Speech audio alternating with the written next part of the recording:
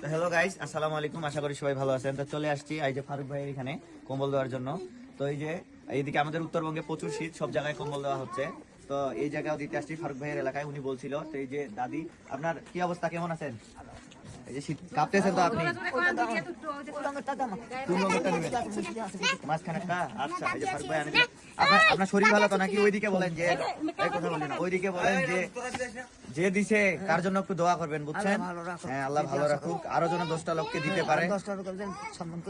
আপনার শরীর ভালো আছে না?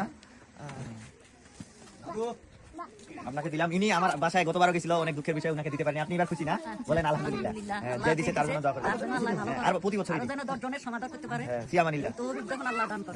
আপনাকে দিলাম শীতের কম্বল, গায়ে দিবেন। তো আমি ফারুক ভাইয়ের বাসায় আসলাম অলরেডি, ফারুক ভাইকে সামনে নিলাম। তো অলরেডি কম্বল বিতরণ করা শেষ। সবাই দোয়া করবেন, আর বাইরের দেশের ভাই যে ভাই দিছে তার জন্য সবাই দোয়া করবেন, আল্লাহ যেন উনাকে নেক হায়াত দান করে। আর প্রচন্ড শীত উত্তরবঙ্গে, আমাদের এদিকে প্রচুর শীত পড়তেছে, কম্বল পাই ওরাও অনেক খুশি। তো এই শীতের কম্বল দেওয়ার জন্য আপনাদেরকে অনুরোধ রইল।